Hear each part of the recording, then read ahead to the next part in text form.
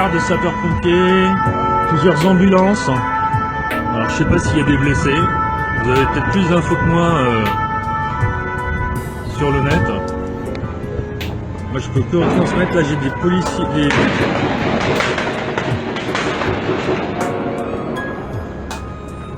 Est-ce que vous avez tous entendu?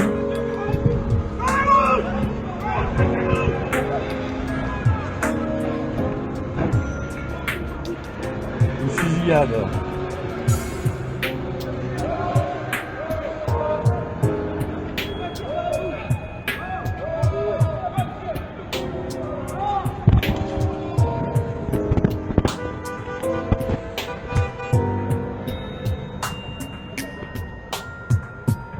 They're shooting again.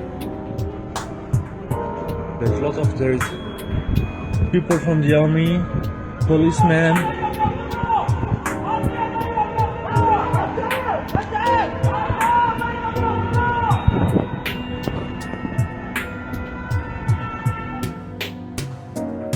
C'est moi qui l'ai pris.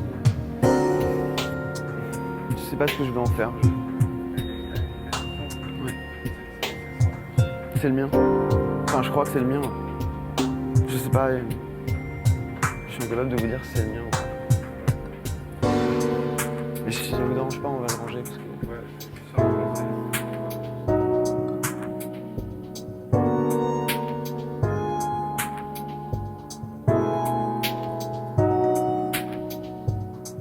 Je pense qu'on était à peu près à la moitié du concert. Et on entend des explosions, et moi, mon premier réflexe, c'est de me dire que c'est un truc qui fait partie du spectacle.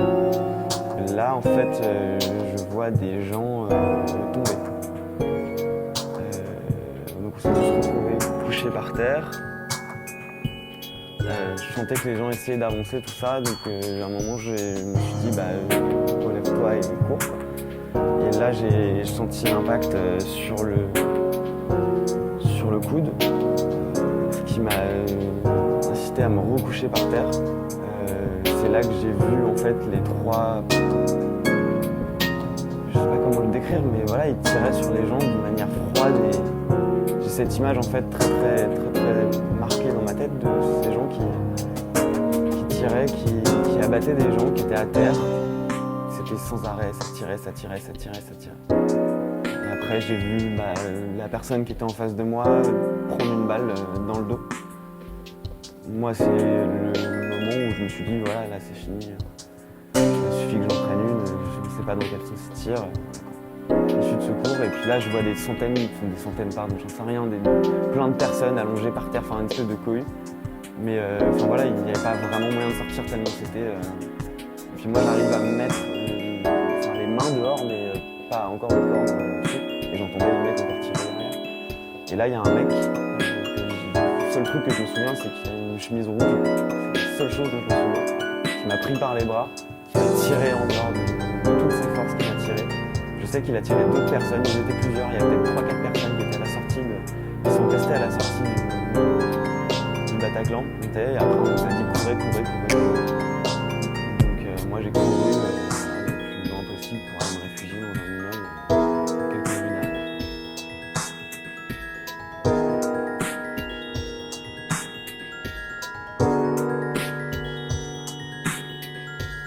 J'ai eu de visu ce que fait un impact de balle, c'est un truc qui m'a beaucoup choqué. C'est d'une violence sur le corps extrêmement forte. Voilà, c'est monstrueux. C'est monstrueux ce que des balles peuvent faire. Heard the starting of the shooting and started a movement of panic, of course. And the people started to go underneath the table. I was really at the back of the bar. I was very lucky because my group of friends was. It was all happening at the front. Yeah, because the killers came on the street and they started shooting through the window glass, which is on the bar. And I was in the back of the room, and so I was protected this way because all the people who were smoking or outside the bar got killed. Mostly everybody got killed, and all the people who were on the front of the bar got very severely injured or killed. And so I was underneath the table. I heard the shooting. I heard it becoming louder and louder. You couldn't see the killers. I couldn't see the killers. I mean, how long do you think it lasted? In eternity, but I don't know. I have no clue how long in real minutes it was, because I was just thinking I was gonna die under the table, and the noise was becoming louder and louder, because actually because it was becoming louder and louder, we thought that they were coming into the bar. But no, it was just because the glass was broken that the sound was becoming louder. I don't know, it must have lasted at least 5 minutes, maybe 10. And when it was over, what did you do? So there was a moment of shock, of nothingness, and then we came out of underneath the tables,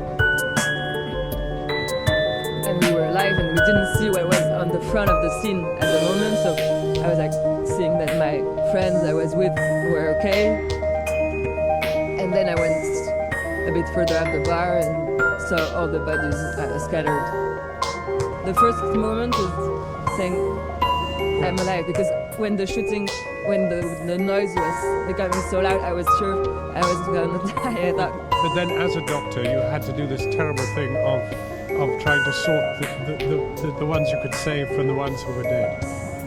Yes, well, most of the deads were on the front of the bar, and I didn't go outside. Like, we were very scared, you know, there was no cop, no fireman whatsoever, we were just alone. Just you No, and but, your friend. yeah, and so a lot of people started to do very intelligent things. I don't think I did.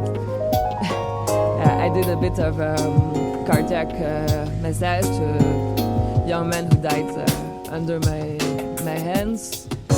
He was dead probably already, but with my group of friends, we started, you know, of course, we were doing the reanimation, and his friend was just next to him, so we couldn't really stop until the firemen arrived, and we knew he was dead. Then he was just put away.